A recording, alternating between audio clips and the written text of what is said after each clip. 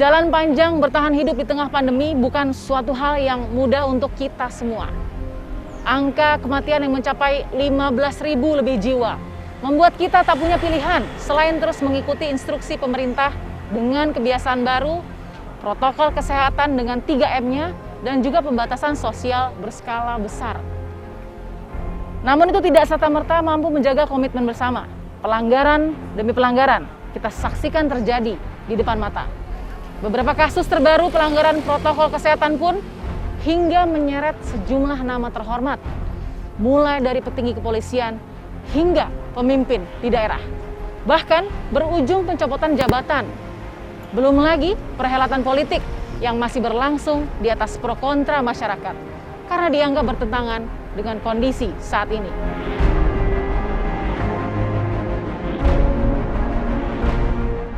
Hampir 9 bulan kita menjalani masa pandemi dengan protokol kesehatan dan juga pembatasan sosial berskala besar. Yang terlupakan dari peristiwa-peristiwa pelanggaran justru mereka-mereka yang taat dan patuh pada aturan. Tak sedikit sektor industri yang tersengal-sengal bahkan mati tanpa harapan. Masihkah fakta ini diabaikan? Apa kabar wahai para atlet tanpa kompetisi sepanjang tahun? Belum lagi para pekerja seni yang hanya bisa gigit jari. Seperti apakah menghadapi pandemi dengan protokol kesehatan dan juga di tengah pelanggaran-pelanggaran yang masih tetap dilakukan. Saksikan dalam Fakta kali ini bersama saya, Bagis Manisan.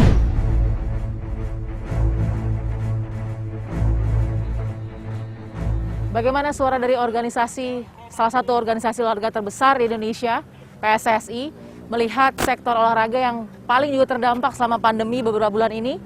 Bagaimana kesiapan mental mereka dan kondisi mereka sudah puasa, kompetisi dan turnamen sejauh ini? Kita tanyakan.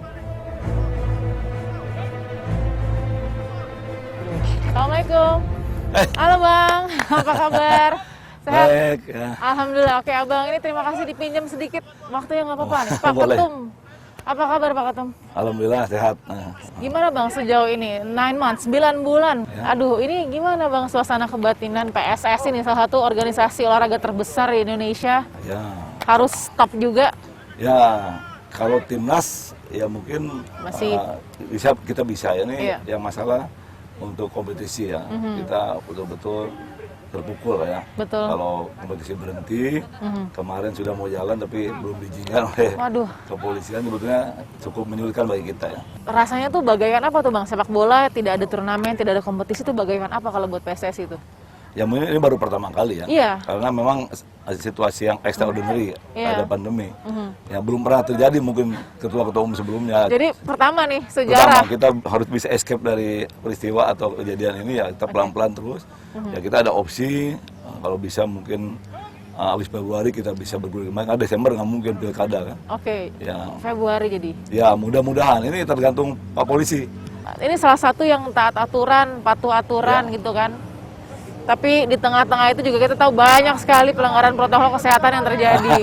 Event-event besar, kerumunan besar, mungkin hiburan dan lain juga ada gitu ya.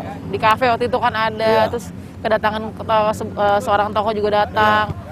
Ada rasa gimana tuh Bang? Ya, saya pikir kan kita pasti ingin yang terbaik ya. Kita mau menggulirkan kompetisi itu pasti sudah mengikuti protokol kesehatan. Buktinya apa? Kami sudah lapor ke Satgas Covid ya. Satgas Covid-19 ya. ya. Jadi kan sudah satu persepsi tidak boleh ada penonton. Kami paparkan ada pola-polanya. Ada ring 1, 2, 3. Ini ada 272 orang. Pemain supporter tidak hadir. Kami udah komunikasi dengan para supporter. Dieliminir sedikit mungkin karena mereka bisa menonton dari TV kan gitu. Betul. Melihat pelanggaran-pelanggaran yang udah ada, Bang Iwan sendiri sebagai ketum gimana tuh? Jadi ingin jadi bagian yang udah deh kita jalanin aja deh asal protokol kesehatannya dimantepin Ya. atau ya udah deh ikutin nggak boleh ya nggak boleh. Ya, enggak, bukan kami berusaha. Oke. Tapi kami kan tidak mungkin berseberangan dengan polisi pemerintah. Artinya kalau tidak mengizinkan kami tidak akan mungkin tiba-tiba main kan karena izin keramaian stadion pun nggak akan dibuka oleh pihak setempat kan kalau. Padahal anak-anak semangatnya udah gimana? Luar biasa. Mereka ada sekarang susah mereka ada yang main tarkam. Aduh. Kesian dia. Ada kalau pelatih hari-hari ngeluh ke kami, wah saya uangnya tinggal 300.000. Serius? Kan klub tidak bisa menggaji paling juga 20%. Betul. Berapa sih 20%? Iya. Ya klub juga kesulitan, sponsor tidak ada. Kemudian roda operasional jalan. Waduh. Pelatih juga sama, pemain sama. Kesian mereka. Jadi bukan berhenti begitu aja, eksesnya besar. Pari, jadinya kan akan ada format baru. Format baru kompetisi, kalaupun nanti diperbolehkan gitu ya, mulai lagi kita kompetisi gitu, penonton nggak ada. Penonton tuh mungkin bisa dibilang, wah itu berapa persennya dari riuhnya sebuah turnamen, nyawanya turnamen gitu. Kalau nggak ada penonton juga lebih terhibur ya, kan lihat di TV sama aja. Persentase penonton di stadion dengan TV kan banyak TV. Oke. Tapi kan kurang dipercaya pasti seorang Bang Iwan gitu yang ada di kursi ketum PSSI udah tahu nih gimana dengan protokol gitu. Mungkin hanya ke polisi kali ya. Oke, Bang Iwan. Kita orang nggak enak, kok ketumnya polisi tidak diizinkan, kan gitu. Nah ini kan situasi COVID. Kalau nggak gini nggak ada masalah. Tapi kan maksud saya kita belajar dari negara lain. Betul. Ada new normal, hidup baru. Ya coba dong. Gitu. Aman-aman aja kan anak. Ya. Ini selalu gimana nih prosedurnya? Swab test setiap. Oh, satu lagi saya kelupaan juga Bang Iwan. Kalau memang nanti dibolehkan nih dengan protokol kesehatan, kan ujung-ujungnya tetap aja nih yang namanya turnamen atau kompetisi mengharapkan ada return.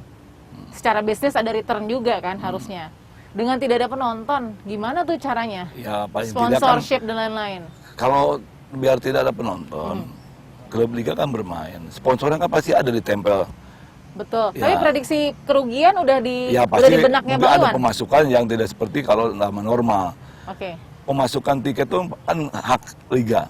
Dia main di Malang. Itu Arema yang main, ya uangnya untuk mereka ya, dari supporter, mungkin berkurang dari situ. Tapi kan sponsor lain tetap mendukung karena main. Kalau kan, kita kan dari hak siaran gitu, itu tetap nggak ada masalah sebetulnya. Kalau penonton cuma berkurang kepada liga-liga yang menyelenggarakan yang home. Persib di Bandung, itu kalau ada penonton kan lumayan tuh pendapatannya. Katanya Persija sekali main tuh berapa miliar gitu. Itu lumayan kan jelaskan untuk operasional. Ya mengurangi itu, tapi kan sponsornya masih ada. Bang, dengan proses panjang yang sudah dilalui oleh PSSI terakhir, apakah Bang Iwan juga cukup yakin bahwa usaha ini bisa berbuah nanti akan diperbolehkan? Yang jelas kerugian luar biasa. Saya khawatir nanti FIFA menilai kita mau World Cup tapi liga nggak jalan gitu. Padahal kita mau World Cup nanti. Saya khawatir ke sana ya. Saya selalu Bang Iwan. Ini saya dari sudut teknis.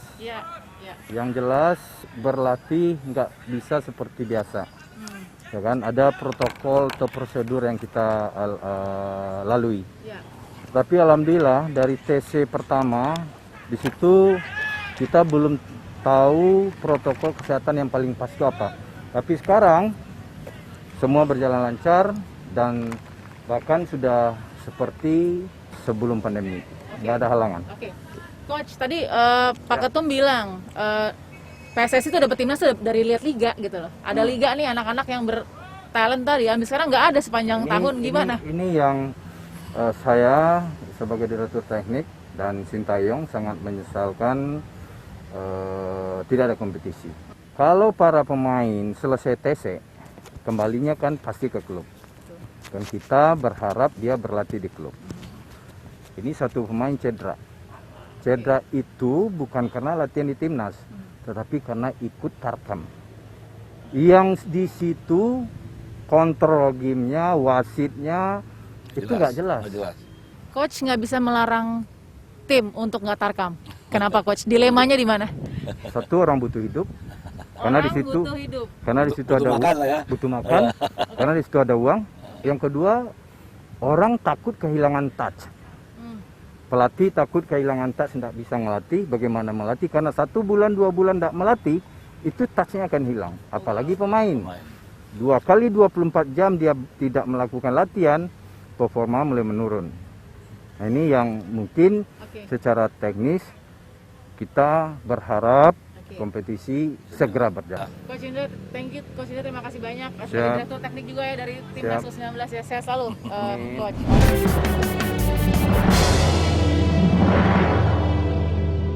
Bang Ismet Sofyan, apa kabar?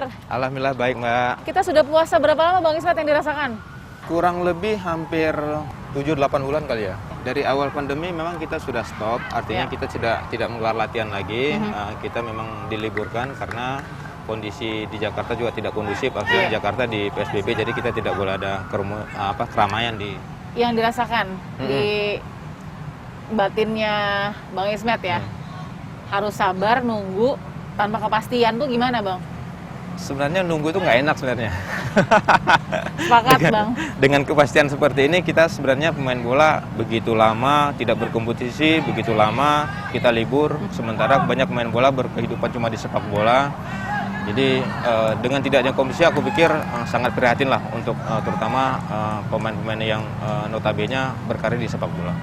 Jadi ada memang faktanya ada pemain-pemain yang sudah sampai banting setir gitu, atau ada yang sampai juga jadi ojek online gitu, ada nggak sih Bang sampai seperti itu misalnya? Kalau saat sekarang ini yang tahu saya sih belum ada. Belum ada. Persija sendiri gimana Bang Ismet? Kita masih nunggu jadwal dari PSSI. Jadi kita pemain masih diliburkan dengan waktu yang tidak ditentukan. Apakah itu nanti mungkin di awal tahun 2001 kita belum tahu pasti. Yang pasti kita masih menunggu. Apakah akan terasa sangat berbeda dan mempengaruhi jika bermain sepak bola tanpa penonton? Berpengaruh. Karena penonton itu salah satu bisa dikatakan penyemangat, menjadi satu motivasi, terutama seperti Persija yang notabene supporter yang begitu besar. Berapa supporternya Bang Ismet kalau boleh? Yang saya tahu di stadion biasanya mereka bisa sampai 70.000 sampai 75.000 ya. Saya penasaran Bang Ismet. Ya. Kondisi pandemi, ada nggak pemotongan gaji juga untuk pemain? Pasti. Di Persija kita 75%. 75%? Iya. Maksudnya gajinya tuh 25% gitu? Iya. Wow. Iya, karena dengan saya katakan tadi dari awal, dengan pandemi ini, klub tidak ada pemasukan, klub juga tidak ada, saya bilang, nggak ada omset untuk bisa lebih seperti semula gitu. Jadi, kita sebagai pemain harus bisa mengerti juga, akhirnya kita bisa menerima dengan kondisi seperti ini. Bang Ismet salah satu orang yang juga mendukung untuk kemudian menjalankan protokol kesehatan agar turnamen bisa jalan. Iya. Kita lihat bagaimana industri yang lain. Tetap bersama Fakta.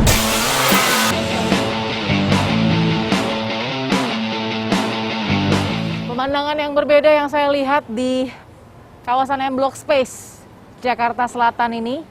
Kalau 6 bulan yang lalu mungkin mungkin sepanjang 6 bulan ini terlihat sangat ramai, menjadi salah satu tempat kerumunan dan hiburan yang sangat tren begitu ya di kalangan anak muda pada khususnya. Saat ini 180 derajat masih sepi karena semua komit dengan kondisi pandemi COVID-19. Nah, bagaimana yang dirasakan atmosfer dari mungkin salah satu pendiri ya, co-founder dari M Block Space, melihat banyaknya pelanggaran protokol kesehatan di sejumlah daerah di Indonesia dibandingkan dengan mereka-mereka yang disiplin menjalankan dan mengikuti protokol kesehatan dan tidak memaksakan untuk menggelar apapun yang bisa saja memancing kerumunan dan bisa membahayakan kita dalam situasi pandemi COVID-19. Ikuti saya.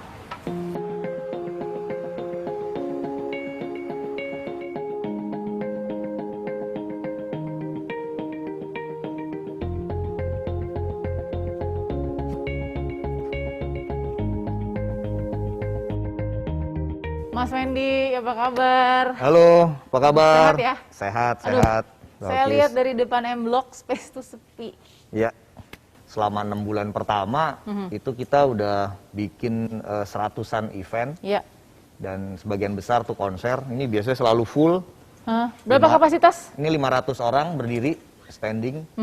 Dan selama 16 Maret sampai 15 Juni itu tutup waktu itu, 3 bulan. Dan sampai sekarang mungkin baru ada 5 event yang dibuat. Itu juga eventnya? Event virtual. Event virtual. Karena kita belum diperbolehkan untuk bikin event dengan mendatangkan penonton ya. Melihat panggung kosong nih gimana rasanya Mas?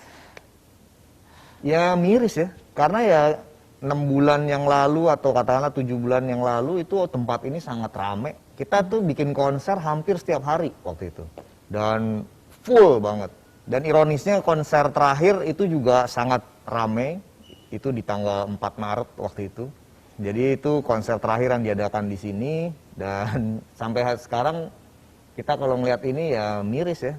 Karena tidak ada income, di bulan Juni itu kita terpaksa mem-PHK 12 orang karyawan dari live house ini, dari venue ini. Karena memang nggak mungkin melanjutkan ya.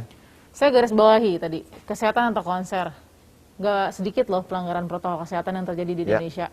Ya, yang paling sangat membuat saya marah sih otomatis ketiada tegasan dari pemerintah dan juga penegak hukum. Mereka selalu koar-koar gitu ya, tempat harus menjalankan protokol kesehatan.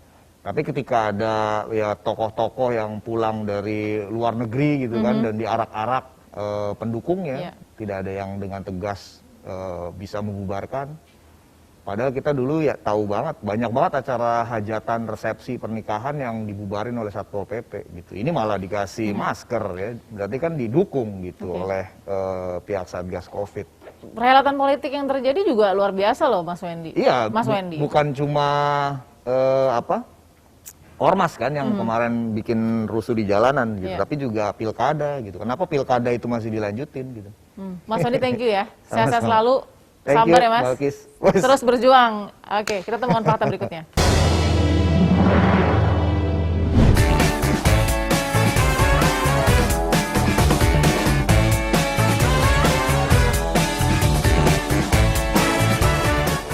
Halo. Halo, apa kabar? Kita boleh bergumul sedikit, ini bajunya udah keren banget ya. Ya, kita sih kan band maco ya, jadi memang harus yang gahar-gahar gitu warnanya. Satu hal, ini salah satu dari sekian banyak musisi yang sudah melegenda. Aku juga dengar tadi pas lagi cek sound ada satu single gara-gara corona. Sebenarnya kan berangkatnya dari kesatiran kita juga selama 9 bulan ini, sudah bersabar, sudah komitmen ya. Apakah Project Pop juga salah satu yang menjadi grup musik yang komit selama 9 bulan ini kita tahan-tahan dulu deh dengan protokol kesehatan? Secara pribadi sih aku pikir iya ya semuanya gitu. Emang sih ada beberapa kegiatan, tapi kita selalu juga bertanya apakah protokol kesehatannya cukup ketat dan apakah orang yang ada di lokasi akan sangat banyak atau tidak. Kayak tadi gini, di tengah-tengah itu kita sih sebagai Project Popnya ngerasa gelisah karena kita tuh termasuk yang ngerasa kerjaan kita tuh hilang gara-gara corona ya. Awal tahun sampai Agustus katanya sampai Oktober ya hilang langsung bes. Wow. Nah sementara itu kan semuanya masih cari-cari ya gimana caranya sampai akhirnya kita nggak tahan, akhirnya karena nggak ada acara kita buat acara sendiri waktu itu ya teman-teman ya. Acara apa? Kita bikin ya kayak online concert aja, kebetulan waktu itu kita ulang tahun. Sekarang rasanya online, itu kayak ada udara yang hilang atau hasrat yang terpendam jadi atau gimana? Mungkin kayak sih. Tantangannya buat kita sekarang ini bukan lagi kepada mau nggak mau, karena itu kan satu alternatif yang sepertinya ya bukan pilihan yang banyak ya. Jadi kecuali memang dia harus ke yang bekerja di rumah sakit, yang bekerja di bertugas keamanan kan memang mereka harus ngantor. Tapi yang lain kan punya option cuman itu. Jadi memang sekarang lebih kepada bagaimana mengatasi bosennya. Ya, lebih ke cara bagaimana kita menemukan cara online yang menyenangkan, mengajarkan online buat yang studi from home yang apa istilahnya itu belajar jarak jauh ya. Oke, pesan iman, aman dan imun dari Project Pop. Iman, aman, dan imun, gimana tuh ngejaganya? 3 tadi. Iman, aman, imun. Kan itu tuh yang selalu dikatakan Satgas Covid. Gimana tuh jaga 3 hal itu yang sulit? Jaga kesehatan, sebetulnya sih kalau saya bilang relatif mudah ya. Jadi kita istirahat yang cukup, makan teratur, olahraga itu sehat, tapi yang susah kan waras. Jadi sebenarnya kita jaga warasnya aja. Jaga warasnya aja. Terima kasih ya Kak Tika, Kak Odi, Kak Ujo, Kak Gugum dan juga Kak Yosi. Sukses terus buat Project Pop. Terusin juga kampanye protokol kesehatannya ya. Kita temukan fakta berikutnya. Saya sudah sama Mas Thomas di sini. Mas Thomas apa kabar? Baik, alhamdulillah. Baik banget untuk saat ini dengan segala kondisi yang ada. Alhamdulillah. Untuk saat ini, saking hidupnya day by day gitu. Iyalah, ya kalau boleh jujur, sekarang ya kita semua sama sih sebetulnya, nggak ada salah satu masyarakat yang tidak kena, apalagi hiburan ya, yang memang berkerumun. Kan yang dilarang banget berkerumun soalnya. Bagaimana seorang penampil nggak ada penonton yang berkerumun, rasanya kayak apa tuh Mas? Penonton itu kan bagian dari udara gitu maksudnya. Buat nafasnya si artis itu. Mungkin kalau diibaratkan kayak makan, nggak ada garamnya, nggak ada lauknya. Tapi itu makan tetap gitu loh, kayak gitu. Apa yang membuat Gigi bersama dengan Mas Thomas komitmen untuk selama 9 bulan ini ya, nggak sama sekali melanggar protokol kesehatan? Kalau itu gini ya. Apa komitmennya itu apa? Komitmennya gini, apa? pingin sehat dulu. Oke. Karena kita selain sehat butuh orang. Ya kita nggak mungkin gitu. Kalau bahasa kasarnya kita cari uang, duitnya itu muncul kalau kita juga dilihat orang. Mas Thomas, 9 bulan komit. Terus kita tahu nih, banyak event besar yang melanggar protokol kesehatan. Oke. Sedih aja sih, ya dalam artian gini, ini usaha bareng-bareng semua ini kan tertunda karena ada pandemi ini. Justru kalau hati dulu baper nggak sih ngelihat apa yang dilakukan oleh para pelanggar protokol kesehatan? Secara personal, secara pribadi, baper. Secara kalau kita ngelihat dari jauh gitu, yang bareng-bareng kita ngobrol sama teman-teman, kok orang-orang pinter itu segitu sih gitu loh. Nggak nyontohin yang lebih baik gitu. Dalam artian bukan berarti saya yang terbaik gitu. Enggak, maksudnya orang-orang itu orang-orang berpendidikan. Yang mungkin aja sama yang namanya musisi itu lebih tahu mereka gitu. Yang namanya protokol harus kayak apa. Emang susahnya teman-teman gimana sih Mas? Krunya Gigi deh saat ini. Kru tuh udah sampai ada yang jadi jualan telur, ada yang GoFood, Gojek gitu kayak gitu yang memang untuk nyambung hidup kan kayak gitu. Karena memang mereka sangat menghormati yang namanya menghargai, menghormati dan mematuhi dengan keputusan yang ada di negara ini sih. Kalau ada suara-suara pasca pelanggaran protokol kesehatan dilakukan oleh banyak penyelenggaraan ya. Suara-suara ini mengatakan nih sisi kanan nih, karena ada sisi kiri, sisi kanan, menyatakan bahwa udah deh kalau kayak gini kita stop aja deh transisi. Kalau saya mikir malah akan gak karuan. Otomatis kalau kita membebaskan sesuatu, di situ ada trading lah pasti. Udah tahu dong di Indonesia yang namanya sebuah trading dibebasin untuk satu kelompok menguasai monopoli lah nantinya gitu kan. Impact-nya pasti yang ke bawah yang akan kegencet gitu aja. Mas Thomas, terima kasih. Yes. Sehat selalu, sukses selalu. Amin. Sama-sama, sehat selalu. Baik, kita temukan fakta berikutnya. Stop PSBB transisi itu adalah salah satu suara yang digaungkan oleh tenaga kesehatan yang juga relawan COVID-19, Dr. Tirta. Ia akan membeberkan sejumlah fakta pelanggaran protokol kesehatan yang terjadi di sejumlah daerah di Indonesia. Apa yang terjadi? Kita dengarkan.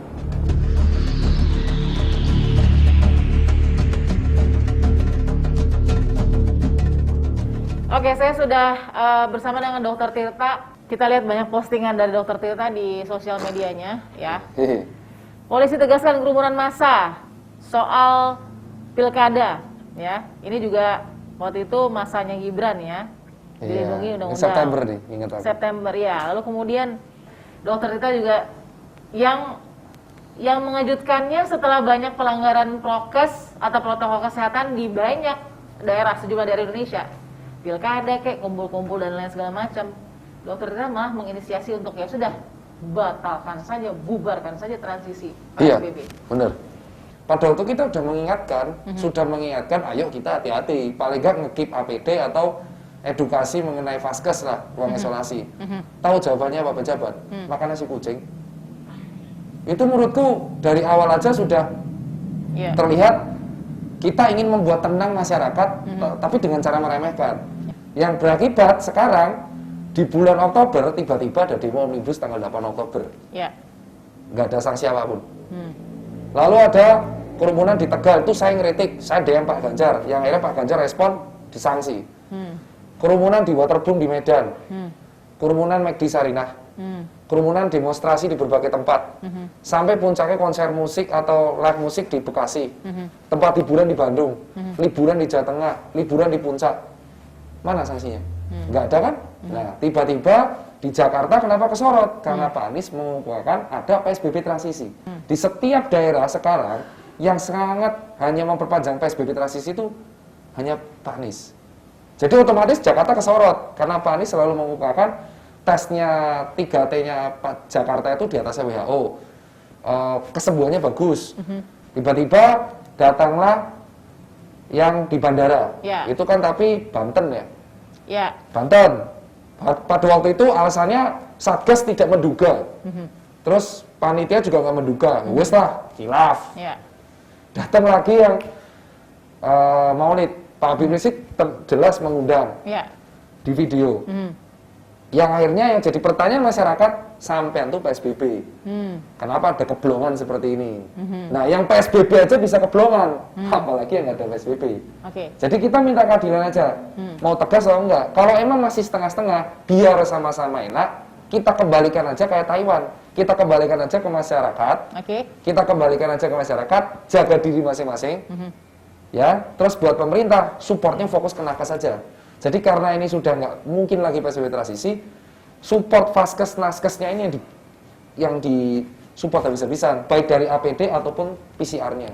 Yang saya highlight itu dokter langsung ambil action. Actionnya adalah bikin acara. Iya. Jadi saya itu ditantang oleh Pak Doni Monardo, ayo Tirta kamu buat, buktikan kalau acara pameran UKM itu bisa sesuai protokol. Kita bisa mendatangkan 8.500 orang selama 4 hari dengan protokol ketat 200 orang per jam, disinfektan tiap 3 jam, bukan pakai termogan lagi, kita pakai termoscan dan barcode mirip EHAB, dan kunjungannya 97% semua patuh protokol. 97% ada datanya, lengkap datanya kita serahkan. Saya bisa mengkritik karena saya dan kawan-kawan sudah mempraktekkan itu, membuat pameran tapi sesuai protokol, dan itu sudah dilihat oleh Dinas Kesehatan, Kementerian Kesehatan, Pak Wisnutama Parekraf, dan dilihat oleh Satgas. Makanya kalau ada orang bilang, saya nggak bisa kontrol kerumunan, saya bisa. Mana buktinya? Saya buat di Jogja September, Oktober, November, Desember saya buat 4. Saya bisa bilang dokter tuh juga ripple effect nih dari pelanggaran udah ada. Ini pelanggaran udah ada, akhirnya kemudian dokter udah deh kita maju aja ke depan ngelakuin ini dengan protokol kesehatan. Nggak takut jadi contoh mereka-mereka yang belum siap melakukan protokol kesehatan, akhirnya jadi nyontoh dokter Tirta bikin event yang juga melibatkan kerumunan dan nggak siap. Kalau saya sesuai protokol, saya memberi contoh yang baik, bukan memberi contoh yang tidak baik. Saya cuma relawan yang buat event dan ternyata bisa. Dan akhirnya ditiru. Dan ketika orang langgar, akhirnya netizen membandingkan, ya itu Mas Tirta bisa. Tapi nggak begitu dengan 1.400 sekian pelanggaran dalam pilkada loh, yang kemudian juga akhirnya menggelar kampanye dan semuanya pelanggaran di mata di catatan Bawaslu. Nah, kata polisi dilindungi Bawaslu. Dilindungi undang-undang. Dilindungi undang-undang katanya. Saya revisi katanya dilindungi undang-undang. Nah, sekarang saya tanya, dari bulan September saya itu sama Dr. Adam Prabata sudah tidak merekomend pilkada. Karena apa? Emang kita nggak siap. Jangan usah ngurusin pilkada, ngurusin kerumunan pelakunya ditangkap aja, nggak debat kok. Apalagi ngurus pilkada. Sekarang kalau ngurus pilkada, ini saya bilang kalau ada Bawaslu nonton, ini nggak sesimpel ada yang kira. Pertama, kenapa kok pemilu di AS sukses? Ada penelitiannya. Penelitiannya itu adalah setiap orang yang masuk ke bilik suaranya di Amerika Serikat itu ada 2 jenis. Satu dikirim lewat email. Coba orang Indonesia mau punya email semua, mau yang plus? Enggak, oke berarti nggak bisa. Pakai yang datang. Yang datang ini harus dipastikan pakai masker dari rumah, diikutin sama orang relawan sampai ke bilik. Di dalam bilik nggak boleh ngomong. Setelah itu setiap keluar bilik, biliknya disemprot disinfektan. Setelah disinfektan pulang cuci tangan. Sekarang saya tanya, anggota relawan pemilu Bawaslu sanggup melakukan pengawasan itu? Pertanyaan saya ke dokter Tirta, berarti dengan dokter sudah ngambil momentum pelanggaran prokes yang sudah nggak bisa dibendung lagi, ya. Dokter Tirta mau ngambil momentum ini untuk kemudian ayo stop aja PSBB transisi, kita punya kebiasaan baru yaitu protokol kesehatan yang nggak semua mampu ngejalaninnya. Menyuruh mereka mulai? Enggak, saya sudah ngasih solusi itu tiap hari. Contoh Liga 1, saya sudah komunikasi dengan teman-teman PSSI, Pak Irawan Bulajar langsung ngechat saya. Ada protokolnya, dokter SPKO, dokter Dika, dokter spesialis kedokteran olahraga di Indonesia. Sudah ngomong, Liga 1 bisa dilaksanakan asal sesuai protokol. Protokolnya apa? Main di 4 stadion berbeda, yang sama, dinepin di hotel yang sama, setiap sebelum main, setelah main di swab. Klub sudah mau. Tanpa penonton ya? Tanpa penonton. Yang nolak siapa? Satgasnya saya kok ada bukti 22 September BNPB memberikan rekomendasi Liga 1 ke Irwan Bule. Boleh? Boleh. 7 Oktober tolak sama polisi. 22 Oktober Prof. Dengan alasan? Kerumunan. Orang yang nonton nggak ada. Ada kesalahan yang terlalu banyak yang berawal dari bulan Maret karena pejabat kita menganggap ini virus baru dan ngentengin. Yang ada sekarang jadi terakumulasi kesalahannya. Kalau kita mau berusaha tegas, ini susah. Kenapa? Karena terlalu banyak yang melanggar. Kita bantu pemerintah dan kita bantu oposisi juga. Musuh kita sama kok. Kita ajak semua kalangan, ayo Pak Habib kita edukasikan. Jadi Pak Habib edukasi teman-teman umatnya. Terus dari sini musisi edukasi musisi. Kita kasih cara lah biar mereka bisa makan. Asosiasi FNB Indonesia ajak ketemu Parekraf, caranya gimana bisa makan. Asosiasi retail ajak caranya bisa makan. Duduk dialog, sila keempat, udah sila keempat terapin, maka sila kedua akan bisa terjadi. Amin, Dokter Tirta, terima kasih. Kita lihat bagaimana energi ini bisa tersebar atau tidak. Kembali lagi kepada orang masing-masing dan will atau keinginan dari masing-masing sektor yang kadang-kadang masih ada egonya. Terima kasih Dokter Tirta. Sehat selalu ya. Kita temukan fakta berikutnya.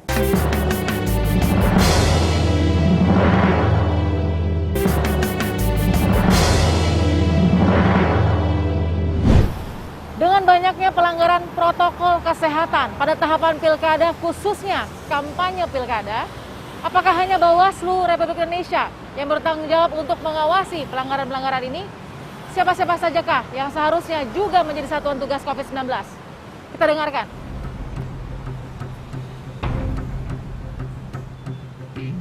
Saya sudah berada di dalam ruangan Ketua Bawaslu Republik Indonesia, Bapak Aban. Assalamualaikum Pak. Waalaikumsalam warahmatullahi wabarakatuh, Bilgis. Terima kasih Pak Aban waktunya. Saya sangat tertarik dengan penjelasan Bapak bahwa bukan tertarik antara senang dan bangga ya Pak, tapi justru kemudian seperti mengejutkan dan membelalakan mata melihat angka 1.300 lebih pelanggaran protokol kesehatan selama pilkada. Boleh kita lihat Pak? Mungkin dijabarkan oleh Bapak. Oh, kita mau jabarkan di sini. Oke, baik. Jadi kita jabarkan dulu sebenarnya pelanggaran protokol kesehatan pilkada ya Pak ya 2020. Itu dari mulai jumlah dulu deh Pak. Jumlah itu berapa sih Pak dari bulan September berarti Pak ya? Jadi sejak tanggal 26 kemudian sampai data kami 14 November. Ya. Ini ada sekitar pelanggaran 1.700. Wow. Jenisnya ini ada misalnya jumlah melebihi 50 orang. Ya. Terus? Kemudian tidak pakai masker, kemudian jaga jaraknya tidak tidak ada physical distancing. Enggak ya. Nah, dari pelanggaran 1.700 ini apa tindakan Bawaslu? Tindakannya adalah pertama dengan surat peringatan. Kalau SP kemudian kita keluarkan, kita kasih waktu sampai 1 jam. 1 jam juga tidak mau membubarkan diri, maka Bawaslu menghentikan. Nah, itu yang terkadang di lapangan ada hal-hal beda pendapat itu, ya, sampai adanya kekerasan yang dialami oleh kawan-kawan kami. Ya. Berapa kasus Pak yang mengalami kekerasan? Ada yang kekerasan fisik, yang ada yang sedang proses itu sekitar 12 ya. Kok berani Pak, kan di situ ada polisi mungkin atau? Sebetulnya tidak semua kegiatan itu ada polisi dan ada TNI. Maka sebetulnya kami sudah membentuk Pokja karena kami menyadari keterbatasan SDM kami. Ya. Di kabupaten kota itu hanya 3 atau 5. 3 sampai 5 mengawasi 5. Orang 50. 50. Lebih dan kan? 35 ini kan bukan hanya di sini, kan tersebar. Satu hari itu bisa kampanye di mana-mana. Jadi Bawaslu 3, Panwaslu kecamatan itu terkadang ya hanya ada satu yang di situ karena yang lain mengawasi titik-titik lain itu kan. Manakala terjadi pelanggaran, siapa yang harus bertindak lebih dahulu? Panwaslu, Bawaslu atau polisi? Kepolisian, Pak Kapolri kan sudah mengeluarkan maklumat Kapolri yang berapa item dan banyak di balu-balu pinggir jalan kan banyak itu. Betul sekali Pak. Itu adalah perintah. Maklumat itu perintah kepada jajaran kepolisian. Kalau ada pelanggaran-pelanggaran ini, ya segera ditindak. Di tengah penolakan soal lanjut polemik ya Pak ya, ada yang pro, lanjut pilkada, kontra. Bapak gimana melihatnya? Kami memaknai ini adalah warning. Warning dari civil society, ormas dan sebagainya. Harus hati-hati penyelenggara di dalam pelaksanaan pilkada ini. Saya kira juga semuanya harus hati-hati, aparat hukum harus tegas kalau ada pelanggaran, kira-kira itu. Pak Aban, sehat selalu Pak. Terima kasih.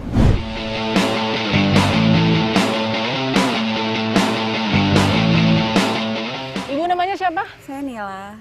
Mbak Nila. Oke, Mbak Nila ya. Oke, Mbak Nila, saya mau tanya pendapat Mbak Nila sebagai masyarakat melihat banyak pelanggaran protokol kesehatan yang terjadi di sejumlah daerah di Indonesia karena banyak event besar dan mungkin ya kerumunan massa karena acara-acara tertentu. Gimana yang dirasakan? Cukup khawatir lah ya. Pemerintah belum menyatakan wabah COVID ini selesai gitu ya, sehingga cukup mengkhawatirkan buat saya juga sebagai orang tua gitu ya, buat anak-anak saya mungkin bisa keluar atau beraktivitas di luar juga gitu sih Mbak. Oke, namanya siapa Mas? Dimi Apriansa. Mas Dimi, saya mau tanya pendapat Mas Dimi sebagai masyarakat juga ya. Mas Dimi kan satuan pengamanan nih, tapi kan banyak yang melanggar nih Mas, bukan hanya di GBK misalnya. Di sejumlah daerah tuh belum ada perhelatan ini, pagelaran itu, gelar ini, gelar itu. Nah, semua pelanggaran itu dimaknai sama Mas Dimi gimana tuh? Ya, kesel nggak ngeliatnya? Kalau kita untuk petugas di area GBK kan kesel juga untuk mengingatkan, bukannya sekali dua kali untuk mengingatkan, kadang-kadang beberapa kali mengingatkan itu ya namanya gini komplek olahraga katanya kan kadang-kadang iya. Mbak Prita sebagai masyarakat melihat banyaknya pelanggaran protokol kesehatan karena ada acara, karena ada kerumunan, itu gimana sih Mbak? Setelah 9 bulan ini masih banyak yang 9 bulan ini kalau menurut saya ya pribadi ya, mereka juga sebenarnya mungkin butuhnya diingetin aja. Mereka butuhnya diingetin karena kan kalau pakai masker sebenarnya kalau kitanya niat kan kayak pakai baju ya, kayak pakai underwear gitu. Gitu. Ya paling pasti hanya perlu diingetin aja. Kepada para pelanggar protokol kesehatan karena membuat acara, karena ada perhelatan besar dan lain-lain, gimana menurut? Setuju nggak sih Mbak? Setuju nggak setuju ya, karena roda ekonomi harus berputar. Kalau nggak ada kerumunan orang, kalau nggak ada acara, kasihan juga orang-orang event, gitu kan, yang punya station atau yang punya acara itu pasti nggak punya uang gitu, nggak ada pemasukan. Tapi kalau dilanggarnya beruntun kayak seperti kemarin yang bapak itu datang ya, itu salah gitu. Tapi kalau misalnya dia mau bikin konser, dia udah bisa jaga jarak, kan banyak konser-konser sekarang yang dari mobil gitu, itu tuh saya setuju. Tapi kalau misalnya penjemputan atau apa, itu enggak. Jadi jangan tebang pilih gitu ya? Jangan tebang pilih gitu. Kalau yang buat geliat ekonomi ya harus, tapi kalau yang untuk seperti itu ya, kalau menurut saya sih enggak, jangan. Terima kasih ya Mbak ya. Baik, selamat beraktivitas kembali ya.